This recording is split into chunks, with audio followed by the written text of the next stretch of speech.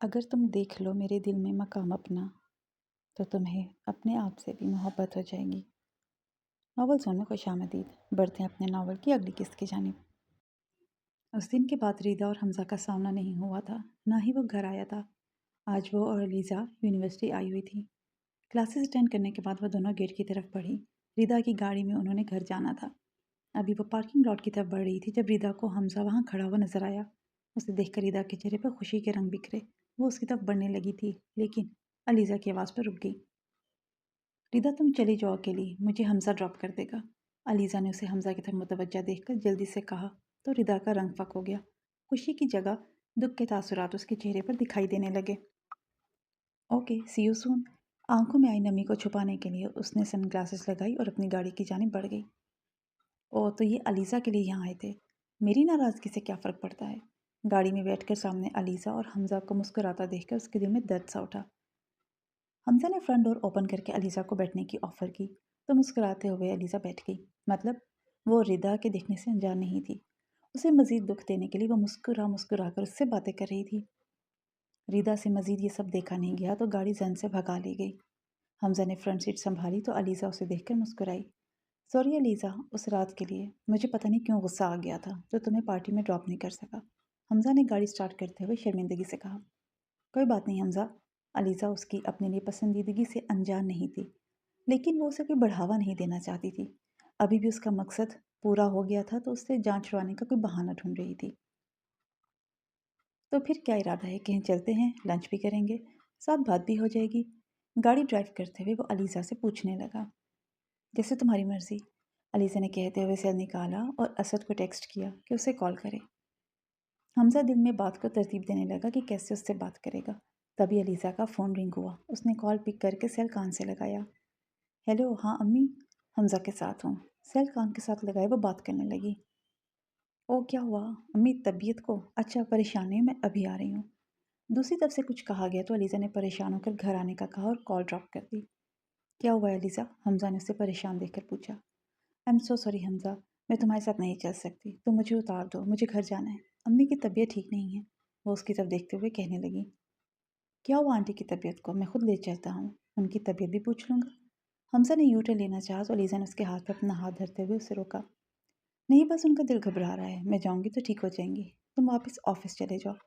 علیزہ کہتے ہوئے جلدی سے گاڑی سے اتری اور ٹیکسی کو ہاتھ دے کر اس میں بیٹھ گئی۔ حمزہ ناسمجھی سے اسے دیکھتا رہا، پھر کندھے اچکا کر گاڑی آفس کی طرف موڑ دی۔ ان کے نکاح کو 3 ہفتے گزر چکے تھے۔ ان 3 ہفتوں میں تاشفی نے ہبا کا ہر طرح سے خیال رکھا تھا۔ اس کی ضرورت کی ہر چیز اس کے مانگنے سے پہلے اس کے پاس موجود ہوتی۔ تاشفی نے ابھی ازدواجی زندگی اس کے ساتھ شروع نہیں کی تھی۔ اس نے ہبا کو اسپیس دے رکھی تھی۔ وہ چاہتا تھا کہ ابھی وہ اسے سمجھے، اس کے ساتھ وقت گزارے، اس پر یقین کرے۔ ایسے اس کے پاس ہوتے چھوٹی موٹی گستاخیاں کر لیتا تھا جس پر وہ ہمیشہ کی طرح شرما جاتی تھی۔ ریدا سے اس کی کافی دوستی ہو گئی تھی جس میں زیادہ ہاتھ ریدا کا ہی تھا۔ علیزہ اسے زیادہ تر نظر اندازی کر رہی تھی۔ نہ وہ اس سے بات کرتی تھی اور نہ اسے کوئی کام کہتی۔ اس کی طرف سے ہبا کافی حد تک بے فکر ہو چکی تھی۔ البتہ نسا بیگم کو جب بھی موقع ملتا وہ اسے کچھ نہ کچھ سنائی دیتی تھی۔ آج تاشفین نے اسے کہا تھا کہ شام کو باہر ڈنر کریں گے۔ وہ جانا تو نہیں چاہتی تھی لیکن تاشفین کے بہت انسسٹ کرنے پر وہ راضی ہو گئی تھی۔ لیکن اب اسے سمجھ نہیں آ رہا تھا کہ کیا پہن کر جائے۔ ریدا تم مصروف تو نہیں ہو؟ ہبا نے اس کے روم میں جھانکتے ہوئے پوچھا۔ نہیں ہبا، کوئی کام تھا؟ تمہیں کیا ہوا؟ آؤ اندر آؤ۔ ریدا بیڈ پر بکس پھیلائے بیٹھی تھی۔ اسے دیکھتے سب بکس ایک سائڈ پہ کر کے اس کے لیے جگہ بنانے لگی۔ وہ ریدا، تاشفین جی کہہ رہے تھے آج شام کو باہر چلیں گے، تم تیار ہو جانا۔ تب میں کیا پہنوں گی مجھے سمجھ نہیں آ رہا، اس لیے تم سے پوچھنے کے لیے آئی۔ ہبا اس کے پاس بیٹھتے ہوئے کنفیوز ہوتے ہوئے بولی۔ اوہ ہو، تو پھر یہ بات ہے، آج ہبا جانو اور بھائی کی فرسٹ ڈیٹ ہے، پھر تو پہننے کے لیے کچھ اسپیشل ہونا چاہیے نا۔ ریدا اسے چھیڑتے ہوئے تھوڑی کے نیچے ہاتھ جمائے اس سے کہنے لگی۔ ہماری کون سی ڈیٹ ہے؟ ہبا کی سوئی ڈیٹ پر ہی اٹک گئی۔ اوف بے وقوف لڑکی، ڈیٹ ہی ہے، تمہیں کچھ نہیں پتا۔ اٹھو چینج کر کے آؤ جلدی، میں بھی فریش ہو جاتی ہوں، بھائی چلتے ہیں پھر، آج بھائی کو سرپرائز کریں گے۔ ریدا اس کے گال تھپک کر اٹھی اور کبرڈ سے ڈریس نکال کر باتھ کی طرف بڑھی تو ہبا ارے ارے کرتی رہ گئی۔ ہبا جلدی کرو لڑکی، چینج کر کے آؤ، نہیں تو میرے کپڑوں میں سے ہی کچھ پہن لو جلدی۔ ریدا نے باتھ کا ڈور بند کرتے ہوئے ہانک لگائی تو ہبا بھی اٹھ کر اپنے روم کی طرف بڑھ گئی۔ ریدا تیار ہو کر اس کے روم میں آئی تو وہ بالوں کے ساتھ الجھ رہی تھی، کچھ لٹے چہرے کے ارد گرد پھیلی ہوئی تھی۔ लंबे खुले हुए बाल उससे संभाले नहीं जा रहे थे। रिदा ने उसके बाल पोनी में बांधे और उसे लेकर पोर्च में आई। रिदा ने उसके लिए फ्रंट डोर ओपन किया, उसे बैठने को कहा। वो फर्स्ट टाइम गाड़ी में बैठ रही थी तो डर भी रही थी। रिदा ने ड्राइविंग सीट संभाली और गाड़ी स्टार्ट की तो हिबा ने ज़ोर से सीट पकड़ ली। रिदा, एक्सीडेंट ना करना प्लीज़, हिबा ने डरते हुए उससे कहा तो वो मुस्कुरा दी। तुम्हारा एक्सीडेंट करके मैंने भाई से अपना कत्ल बिल्कुल भी नहीं करवाना। अभी तो तुम्हारे बच्चों ने मुझे फूफो बुलाना है। रिदा ने मासूमियत से उसकी तरफ देखते हुए कहा तो हिबा का चेहरा सुर्ख हो गया। हमजा ने उस दिन के बाद अलीज़ा से बहुत बार बात करने की कोशिश की, लेकिन वो उसे नज़रअंदाज कर रही थी। वो जानती थी हमजा उससे क्या बात करना चाहता है, इसलिए उसे इग्नोर कर रही थी। अगर हमजा कॉल करता तो वो पिक ही नहीं करती थी। अगर पिक कर भी ले तो कोई ना कोई बहाना बनाकर टाल देती। जब भी हमजा घर आए तो वो कभी सोई रहती या उसे घर ही ना मिलती। आज अलीज़ा असद के साथ शॉपिंग पर गई थी और उसे वापसी पे घर ले जाना चाहती थी, ताकि वो हिबा में इंटरेस्ट ले और वो असद का इस्तकबाल करके ताशफीन को हिबा के खिलाफ कर सके। वो दोनों पहले रेस्टोरेंट गए। खुशगवार माहौल में लंच करने के दौरान बातें करते रहे। अलीज़ा, तुमने उस दिन झूठ क्यों बोला था उस खूबसूरत फेरी के लिए कि वो मेड है? असद ने बातों के दौरान उससे पूछा तो अलीज़ा का चेहरा एक पल के लिए फक हुआ। फिर जल्दी ही संभल कर बोली, उसके घर में मेड की जितनी इज्जत भी नहीं है। वो अंकल के पता नहीं कौन से पुराने रिश्तेदार निकल आए गाँव के, तो पुरानी रिश्तेदारियाँ बढ़ाने के लिए ताशफीन से निकाह करवा लिया। वो उस जाहिद पे तरस खाता है बस। उस दिन पता नहीं क्यों बहुत गुस्सा था, इस वजह से मुझ पर गुस्सा कर गया। बाद में सॉरी करता रहा, 2-3 दिन तो मैंने भी माफ़ नहीं किया, बाद में कर दिया।